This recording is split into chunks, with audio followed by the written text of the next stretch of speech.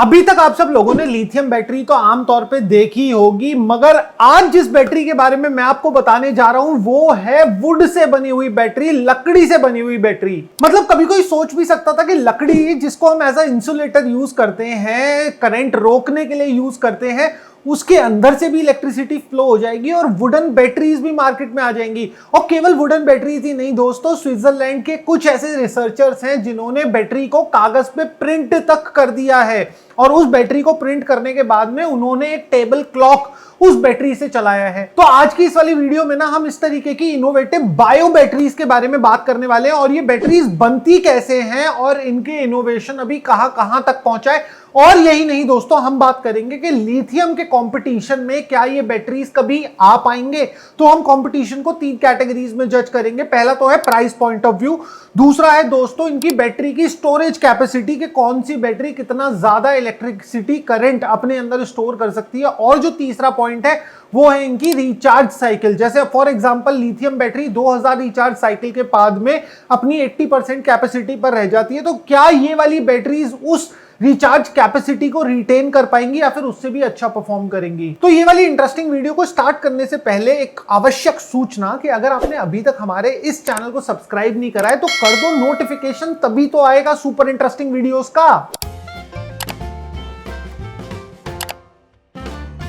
वैसे तो lithium batteries पूरे मार्केट को बहुत अच्छे से डोमिनेट करके बैठी हैं। जिस फोन में आप ये वीडियो देख रहे हो या फिर जिस कैमरा में मैं ये वीडियो रिकॉर्ड कर रहा हूं, दोनों में ही लिथियम बैटरी का यूज हुआ है, क्योंकि लिथियम बैटरी अपने आप में 4 गुना जल्दी चार्ज हो जाती है और उसी के साथ साथ लिथियम बैटरी सेम वॉल्यूम में 10 गुना ज्यादा चार्ज स्टोर कर सकती है, तो जिससे आपके डिवाइसेस जल्दी चार्ज भी हो जाते हैं, उनको बैटरी बैकअप भी अच्छा मिल जाता है। मगर इसी के साथ साथ साइंटिस्ट जो नई नई बैटरी में इनोवेशन कर रहे हैं उसके पीछे भी कुछ रीजन है, और वो रीजन परफॉर्मेंस रिलेटेड नहीं है बट एनवायरमेंट रिलेटेड है। अब मैं आपको कुछ ऐसे फैक्ट बताऊंगा जिसको जान के ना आपको भी थोड़ा सा शॉक महसूस होगा। तो दोस्तों आपने शायद कभी इस चीज पे गौर नहीं करा होगा, बट मैं आपको बताता हूं। क्या आपने कभी सोचा है कि लिथियम बनता कैसे है? तो दोस्तों लिथियम बनाने की शुरुआत होती है ब्राइन से, जो कि सॉल्टी वाटर होता है। तो बड़े बड़े पॉन्ड में वाटर को इवेपोरेट करा जाता है और जो सॉल्यूशन बचता है वो होता है ब्राइन, जिसके अंदर से फिर लिथियम को एक्सट्रैक्ट करा जाता है। अब यहीं पे कुछ डिस्टर्बिंग नंबर हमारे सामने आते हैं। अगर आप 1 टन लिथियम बनाना चाहते हो तो आपको 5 लाख गैलन पानी को इवेपोरेट करना होगा, जो कि अप्रोक्सीमेट हो गया आपका 18 से 19 लाख लीटर पानी। और अगर हम 1 टन लिथियम से बनने वाली बैटरीज की बात करें तो वो 0.001% भी नहीं है आज की डेट में ग्लोबली जो बैटरीज फोन में इंस्टॉल्ड है। लिथियम का डैमेज यहीं पे खत्म नहीं होता। लिथियम के एक्सट्रैक्शन के बाद में जो बचा हुआ पानी होता है वो भी टॉक्सिक हो जाता है, एंटीमोनी और आर्सेनिक टॉक्सिन्स की वजह से। और लिथियम के साथ साथ लिथियम आयन बैटरीज में यूज होता है ग्रेफाइट का। ग्रेफाइट अपने आप में CO2 एमिशंस के लिए बहुत ज्यादा जाना जाता है, और इसी के साथ साथ जिस भी जगह पे ग्रेफाइट की माइनिंग होती है उस जगह के एटमॉस्फेयर में डस्ट की मात्रा बहुत ज्यादा बढ़ जाती है। और इसका जीता जाता एग्जाम्पल है चाइना, जहां की कंपनी पूरी दुनिया का अप्रोक्सीमेट 75% से भी ज्यादा ग्रेफाइट प्रोड्यूस करती है। तो अगर आप भी किसी तरीके से बैटरी का यूज कर रहे हो, खास करके लिथियम बैटरीज का, तो आप भी इसको पूरा का पूरा एक ग्रीन इनिशिएटिव समझने की गलती मत कर देना, क्योंकि जब लिथियम का प्रोडक्शन होता है और लिथियम के अंदर जो कैथोड लगा हुआ होता है ग्रेफाइट, उसका प्रोडक्शन होता है, तो एनवायरमेंट पे उसके प्रोडक्शन के टाइम पे काफी इंपैक्ट आता है। और इसी के साथ साथ ग्रेफाइट अपने आप में लिथियम आयन बैटरीज के लिए एक प्रॉब्लम भी क्रिएट करता है। अगर आप किसी ठंडे रीजन में रहते हो तो आपने फील करा होगा कि लिथियम बैटरीज की परफॉर्मेंस बहुत ड्रास्टिकली डाउन हो जाती है ठंडे वेदर में, और मैं बात कर रहा हूं सब जीरो टेम्परेचर्स की। और ये होता है लिथियम बैटरीज के अंदर जो ग्रेफाइट लगा हुआ होता है उसकी वजह से, क्योंकि वो ठंडे मौसम में ज्यादा चार्ज को अपने अंदर स्टोर करके नहीं रख पाता। और इसी के साथ साथ हाई टेम्परेचर पे लिथियम बैटरी में आग लगने का खतरा तो बढ़ ही जाता है। और ये चीज तो हमने इंडिया के अंदर आए दिन देखी है कि ईवी में आग लग गई, स्कूटर में आग लग गई। और इसी के साथ साथ ये दिक्कत केवल इंडिया की नहीं है, कैलिफोर्निया में भी जो सबसे बड़ा पावर बैंक है लिथियम का, उसके अंदर पिछले 5 महीने में 2 बार फायर का इंसिडेंट हो चुका है। तो लिथियम के इन कुछ ड्रॉबैक्स की वजह से साइंटिस्ट रिसर्च कर रहे हैं एक नए तरीके की बैटरी पे, जिसका नाम है बायो बैटरी। तो फिनलैंड बेस्ड एक कंपनी है जिसका नाम है स्टोरा एनसो। ये वाली कंपनी ने ग्रेफाइट का एक अल्टरनेट ढूंढा है और ये अल्टरनेट है लिग्नोट। अब बेसिकली लिग्नोट होता क्या है, जब कभी भी पेपर मैन्युफैक्चरिंग होती है, कागज बनता है, तो जो रेसिड्यू के तौर पे निकलता है उसको लिग्नोट कहा जाता है। बट ये केवल बाय प्रोडक्ट है, पेपर प्रोडक्शन जब होता है तो ये एक्स्ट्रा निकलता है, इसका स्पेसिफिकली आज की डेट तक कोई यूज नहीं है। ये जो लिग्नोट होता है या फिर आप इसे लिग्निन भी बोल सकते हो, ये अपने आप में एक अच्छा इंसुलेटर होता है, एक अच्छा कंडक्टर नहीं होता। तो इसको इंसुलेटर से कंडक्टर बनाने के लिए इसको कार्बनाइज करा जाता है, जिससे कि ये चार में बदल जाता है और इसी के साथ साथ ये कंडक्टर बन जाता है और इसके बाद में इसको प्रेस करके इसकी शीट्स बना ली जाती हैं। अब यहाँ पे कुछ लोगों के दिमाग में एक सवाल आ रहा होगा कि यार ये जो लिग्निन है, जो पेपर बनता है, वो तो पेड़ों से ही बनता है, तो ये ग्रीन अल्टरनेट कैसे है?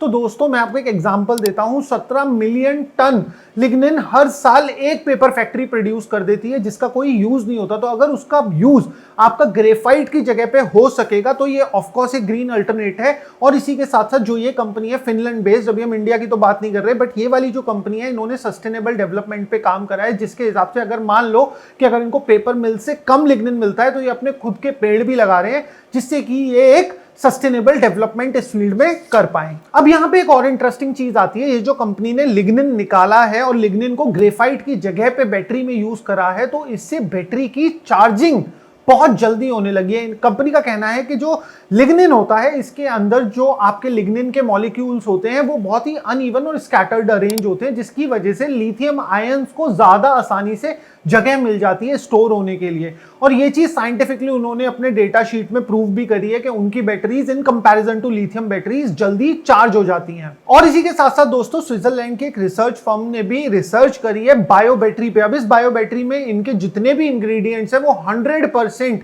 बायो इंग्रेडिएंट्स हैं। अब इन्होंने अपने इन बायो इंग्रेडिएंट्स से दो तरीके की इंक बनाई है। एक तो इंक है इनकी जिंक बेस्ड और एक है इंक इनकी ग्रेफाइन बेस्ड। और नॉर्मल इंकजेट प्रिंटर की मदद से इन्होंने पीस ऑफ पेपर पे ये दोनों को प्रिंट कर लिया है और उसके बाद में इन्होंने क्या करा, सॉल्ट वाटर जो कि एक कंडक्टर का काम करेगा एनोड और कैथोड के बीच में, उसको डाल दिया और फिर उन्होंने इस पेपर से जिसके ऊपर ये बैटरी प्रिंटेड थी इंक की फॉर्म में, इससे इन्होंने एक टेबल वॉच को पावर ऑन करके भी दिखाया। अब अगर हम आने वाले समय में इन वाली बैटरीज की बात करें कि क्या ये बैटरीज मार्केट में आ पाएंगी या फिर ये बैटरीज मार्केट में कभी नहीं आ पाएंगी, ये केवल एक रिसर्च का हिस्सा रहेंगी और ये किताबों में बंद हो जाएंगी।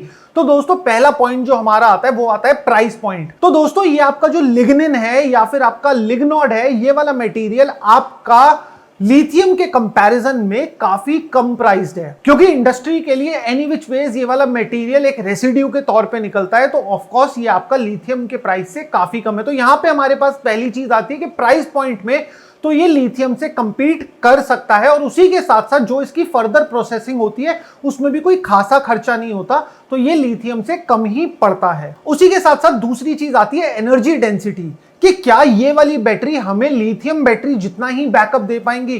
तो दोस्तों यहाँ पे ये वाली बैटरीज थोड़ी सी पीछे रह जाती हैं, थोड़ी सी नहीं काफी ज्यादा पीछे रह जाती हैं। तो दोस्तों जो लिग्निन बैटरी का एनर्जी डेंसिटी है वो है 40 वॉट आवर्स पर किलोग्राम, और वहीं जो लिथियम की एनर्जी डेंसिटी होती है वो कहीं ना कहीं रेंज करती है 100 to 265 what hours per kilogram. तीसरी चीज आती है दोस्तों लाइफ स्पैन, और इसमें ये वाली बैटरी आगे निकल जाती है। लिथियम बैटरीज में क्या होता है कि 2000 चार्ज साइकिल के बाद में लिथियम बैटरी की कैपेसिटी केवल 80% रह जाती है, और वहीं ये कंपनीज का कहना है कि इनकी लिग्निन बेस्ड बैटरी 5000 साइकिल्स के बाद में 80% कैपेसिटी पर आएंगी। तो नो डाउट ही लिथियम से एट पार हो जाती है। तो दोस्तों ये वाली बैटरी के लिए मैं एक चीज बहुत अच्छे से फील कर सकता हूं, जरूरी नहीं है कि आने वाले समय में ये वाली बैटरीज आपके फोन या फिर कैमराज में यूज हो, बट जहां पे इन बैटरीज को स्टेशनरी रहना है वहां पे ये वाली बैटरीज बहुत अच्छे से अपना रोल निभा सकती हैं। और उसी के साथ साथ इनका अगर cost point of view lithium से सस्ता आ गया तब तो फिर कहने ही क्या, ये मार्केट को डोमिनेट भी कर सकती हैं। और इसी के साथ साथ इनकी प्रॉमिसिंग टेक्नोलॉजी को देखते हुए बहुत सारी टेक कंपनीज ने इन पे फंडिंग भी करी है और ये लोग कमर्शियल लेवल पे अपना बैटरी प्रोडक्शन स्टार्ट करने वाले हैं इन द ईयर 2026। ये तो थी दोस्तों लिग्निन बेस्ड बैटरी की बात, बट क्या आपको पता है कि नासा भी अपनी एक बैटरी डेवलप कर रहा है और वो वाली बैटरीज आने वाले कुछ समय में आपके और हमारे घरों में भी हो सकती हैं। अगर आपने हमारी वो वाली डेडिकेटेड वीडियो नहीं देखी है तो उस वाली वीडियो के हाइलाइट्स ये रही। दोस्तों इमेजिन करके देखो कि ऑर्बिट में घूम रही सैटेलाइट और उसकी बैटरी ही खत्म हो गई है, तो यहां से हमें धरती से एस्ट्रोनॉट्स को भेजना पड़ेगा उस पर्टिकुलर सैटेलाइट की बैटरी बदलने के लिए, और ये अपने आप में ही कितना खर्चे का सौदा है। तो इससे मेरे दिमाग में एक सवाल आता है कि सैटेलाइट में भी वही बैटरी लगी हुई होती है जो हमारे फोन्स में लगी हुई होती है, या फिर AA AAA के सेल लगे हुए होते हैं? एक्चुअल में कौन सी बैटरी होती है सैटेलाइट के अंदर?